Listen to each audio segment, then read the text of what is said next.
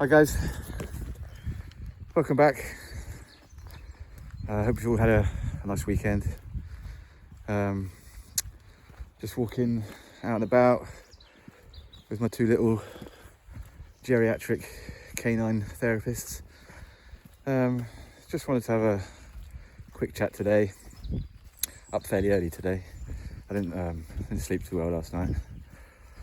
I haven't been sleeping that well for the last few days. Been having weird sort of recurring nightmares and stuff, and I think that's mainly just stress and depression and all that sort of thing. So just wanted to have a quick chat today about the subject of toxic people and toxic environments, which I think are becoming a lot more prevalent in today's society. If we sort of talk about toxic environments, my experience with that is where I've been working for the last 15 years. It used to be a really good place to work about 10 years, well, up to about 10 years ago. So the first 5 years were good. But then it all changed. The whole company sort of got like nationalised, because back when I started it was all broken up into each region had its own way of running things and its own policies, that sort of thing. So it was a bit more like it had like a more of a sort of family business type outlook, but now it's gone a bit more national and trying to streamline everything and just basically trying to turn it into like the Amazon business model, where instead of being treated like a human being, you're just treated as a number, which is the same all over the place. Because back when I first started working there, it was seen as a sort of kind of like a job for life, really. I mean, when I was working there was people that were retiring that had been there since they were 17, 18. So, they'd spent like, I don't know, the best part of 30, 40 years there, that sort of thing. But that's not the case anymore. Now they want it to be like Amazon, where a huge turnover of staff. They don't want people to be there more than a few years, because they'll keep on having to give them a yearly 1% pay rise or whatever, which is a joke. 1% pay rise a year, that's never going to keep up with inflation. The trick is now for them to pay people less and have them stay there for a short period of time, and then they'll just hire other people and keep on doing that sort of thing, which is pretty sad, really. It's a sad state of affairs. Like a few years ago, the director of the site where I work, he went on retirement. So then that gave the head honchos an excuse to get a younger person in, who's just the woman that they've hired. She's a complete, absolute mercenary. I mean, when you look at her CV, she's been hired in the same sort of role in about 3 or 4 other massive French companies. I won't say the names of them. One of them's a massive French outfit that makes yogurts, so I'll let you figure that one out. And she worked there for about 2 or 3 years, and basically her job there was to get rid of all the people that had been there for over 10 years. So she did that, bullied everybody out the door, turned it into Amazon, high turnover of staff, pay people less, and then she went on to the next place, and then she ended up at our place. She's pretty toxic. The human resources, or the new human resources woman, if you can call her that, where I work, she's just pure evil. Technically, she's not even qualified to do the job.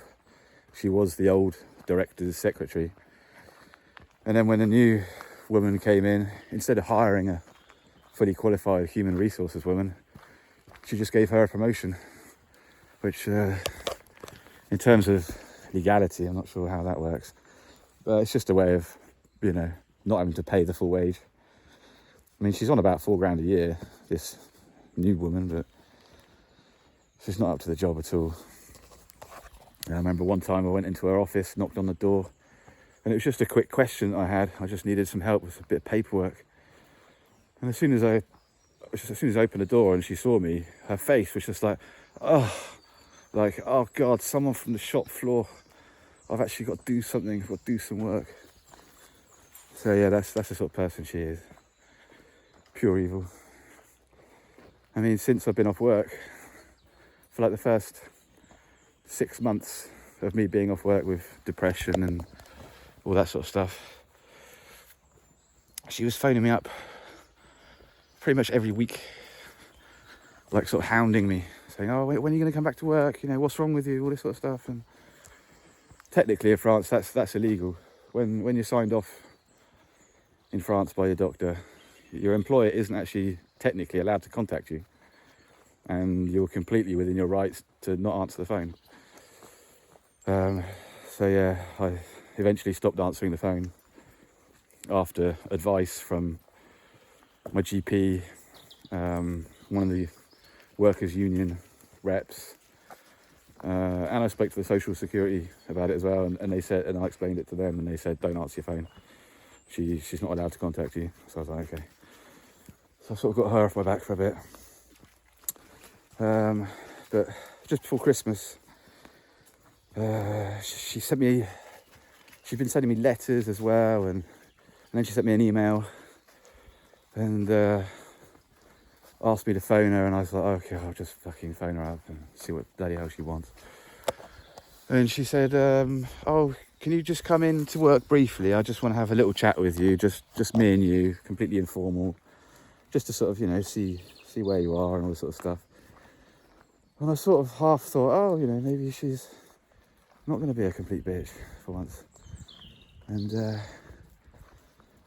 so I sort of said, yeah, okay, I'll come in. So we arranged a date the week after or whatever. And but I could sense that something was fishy was going on. So I phoned up a mate of mine beforehand, and I said, look, can you come with me to the meeting? He's one of the union representatives for the employees. So I said, can you come with me, because I've got a slight inkling she's going to play dirty. So yeah, next week, the week after came around, and I went into work to go and do this meeting. And yeah, sorry about that. I just had to put the dogs back on a lead because I didn't want them disturbing that guy fishing down there. So back to the story. The time came around for me to go back into work to have this informal interview with the human resources woman. And I met up with my mate outside beforehand, who was going to assist me in this meeting. And then when we went into the offices, instead of going into the human resource woman's office, she marched us both into the director's office, the mercenary woman. And I thought, okay, so that's the first lie that she's come out with today, saying that it was just going to be me and her. And so we sat down. Started off with them both grilling me, saying, oh, why haven't you contacted us, all this sort of stuff. And I just said, well, I'm not legally obliged to. And she goes, oh, who told you that? And I was like, my doctor, Social Security, and the guy that runs the union. So they didn't really have much to say about that. So on to the next sort of subject with my future at the company.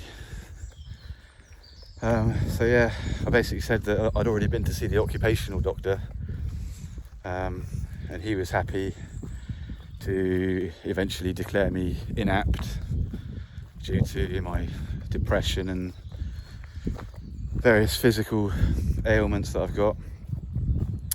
And upon hearing that, the human resources woman said, yeah, but if I phone him up, will he tell me the same thing? So I was like, bloody hell. So in my head I thought, So you're going to phone the occupational doctor up and put pressure on him to change his mind. I said, that's not legal. Yeah, just absolutely horrendous conversation I had with the pair of them. I should have recorded it secretly, that would have been funny. So yeah, basically the pair of them between them just put loads of pressure on me, just to stress me right out. Even though I was there with one of the union reps sat next to me, they just completely tried to screw me over. They gave me like 3 options, and each option ended up with me quitting of my own accord, which I'm not prepared to do. Because in France, if you quit your job of your own accord, you're not entitled to anything. You're not allowed to sign on for 3 months. So yeah, I mean that's tantamount to putting people on the streets, really. So yeah. So I just ended up walking out of that interview. I thought this is just getting too toxic, and there's no point in me losing my rag with them. I just sort of blanked them and just said, oh, that'll probably do for now. Even after telling them that, you know, I sort of said I haven't been in contact, because when you're depressed, you don't really want to, you know, shout your mouth off to everyone left and right. You want to sort of you keep yourself to yourself a bit, but they didn't understand that. So yeah, that was that part of toxic environments. So yeah, I mean, even when I was still working there, I suppose like the last sort of straw for me that broke the camel's back was I'd had a few run-ins with this guy that was one of the managers on the night team, and he'd only been working there a couple of years or whatever.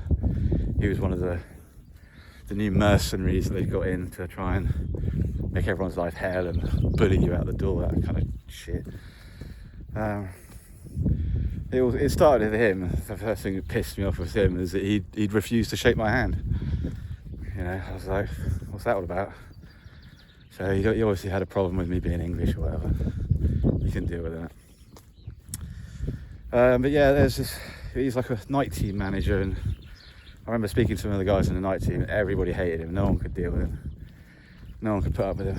And he was spending like a couple of weeks on the day shift or whatever, poking his nose into what my team does, making all of our lives hell.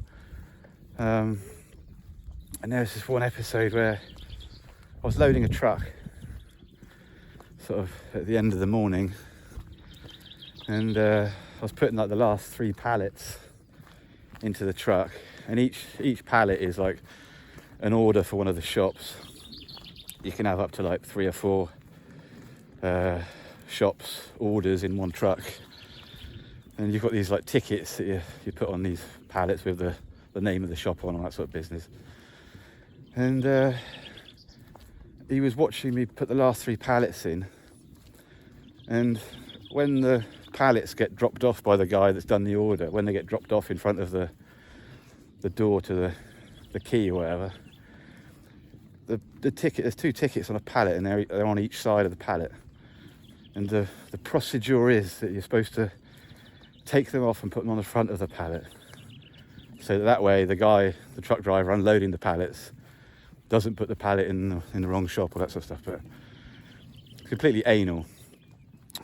And he saw that I didn't take these tickets off and put them on the front, and he absolutely went off on one, like about an inch in front of my face, shouting at me as loud as he could.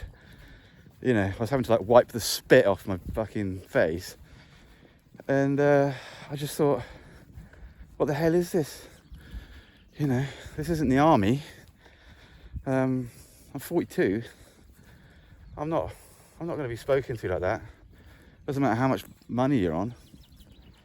You know, I came close to just thumping him right in his face, taking some teeth out, but that wouldn't have been the way to go. I would have ended up in prison probably. So yeah, I just sort of said sorry in a very sarcastic way, That's the only thing I can do, rather than telling him to his face to fuck right off. And I just walked off. So that was the end of my dealings with him. Because soon after that, I went and saw my doctor, and I said I can't deal with it anymore. I can't deal with these assholes giving me shit for no reason. It's just out of order. So yeah, that's the toxic environment at work. I mean, I'm sure it's the same in most other places now. It's pretty standard form, which is tragic. Didn't used to be like that, but now all they care about is the bottom line, numbers, productivity, the speed that you do the job, even if that entails more accidents at work. That's not a problem. They just want everything to be done at 1,000 miles an hour, badly, and it doesn't matter if you injure yourself doing it, because they'll try and get out of paying for it. So yeah, that's the toxic environment from my experience. I'm sure it's the same for a lot of other people going through the same sort of crap.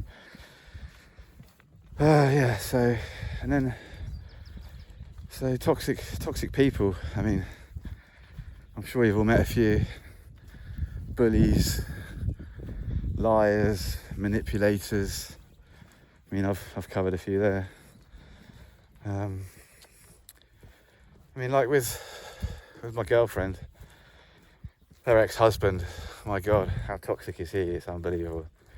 I think the only way to describe him would be pathological liar, complete narcissist, and psychopath. I think that's the main categories that he falls into. Absolutely unbelievable sort of bloke. Their marriage fell apart because this guy's like a sort of failed travelling salesman. If you've had anything to do with salespeople, a lot of them are just full of shit and massive liars and manipulators. I think it goes with the territory. So yeah, his main problem was he was basically shagging everybody but his wife. Didn't really spend much time at home, saying that he was, on the road working all the time. He'd sort of go back home at like midnight. So it was just complete rubbish. He was just blatantly just shagging birds that he'd met off the internet all over the place. Because normally if you're doing those sorts of hours, you'd actually be selling something and you'd actually be bringing in some money, but he wasn't bringing in any money, so it's complete rubbish. I mean, he wanted to carry on. He wanted to stay married to my partner, even though she knew damn well that he was sleeping around and had mistresses all over the place. He thought that he could carry on staying married and do that during the week, and then on the weekend he could just spend the whole weekend in bed saying that he was tired because he'd been doing so much work. So yeah, my girlfriend wasn't going to put up with that, so she divorced him. And he just put up loads of crap with that. Didn't open any of the paperwork, so it took about 2.5 years for the divorce to get sorted out, because he wouldn't open the letters or do anything, and if you don't reply to anything, then it just goes on forever and ever. So yeah, absolute nightmare that whole process, complete hell. And then there was like a court case for the custody of her 2 kids. So naturally, as in most cases, especially in this case, my girlfriend got pretty much sole custody of her 2 boys, because all of the information that she had on him was pretty damning. So he's allowed to see his 2 boys for 2 weekends a month, every other weekend. They're with him for like Saturday and Sunday.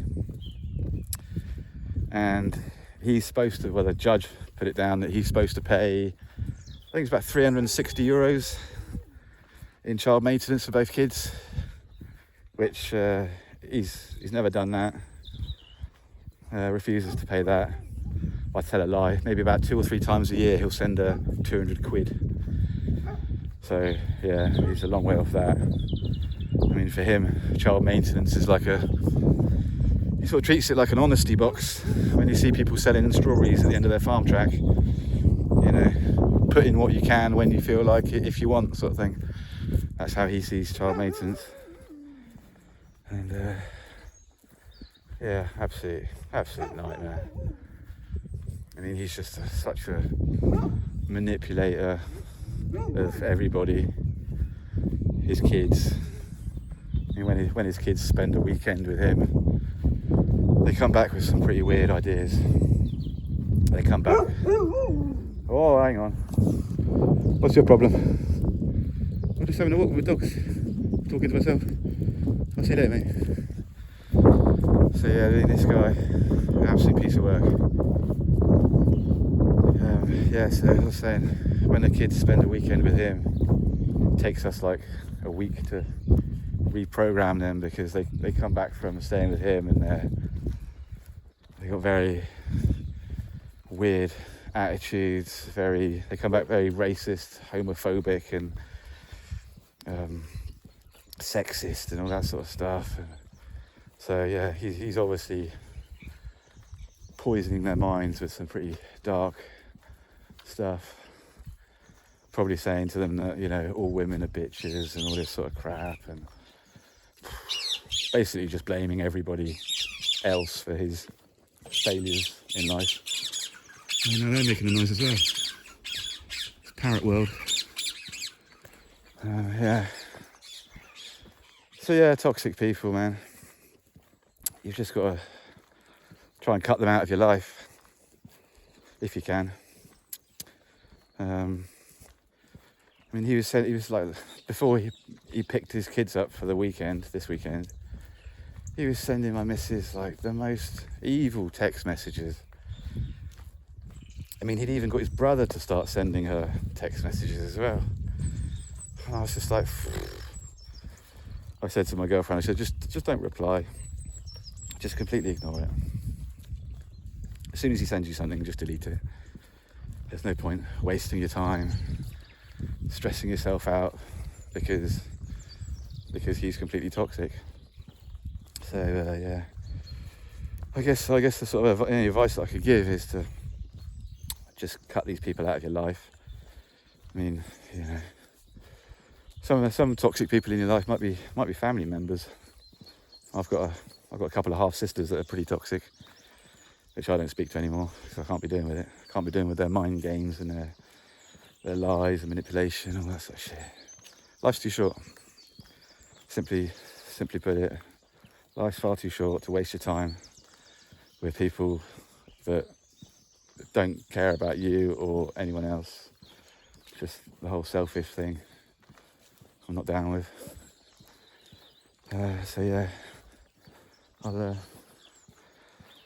leave that with you. Let me know what your thoughts are on toxic people and toxic environments. And I'll get back to your comments as soon as I can. If you've got small channels, keep posting your thoughts. Therapy, the best form of therapy is talking about your problems. I think it's very, very cathartic. It's been a massive help for me to be able to talk about these sorts of things. So yeah, if you're thinking about starting a YouTube channel, do it. Definitely do it. You won't regret it. It's definitely good for the soul. Try and build a community about this sort of thing. So yeah, I'll let you crack on with your Monday. Hopefully the sunshine turns up soon. A bit cloudy today. And I'll catch up with you in the next one. So thanks for watching. Have a great day. and I'll see you soon. Bye bye.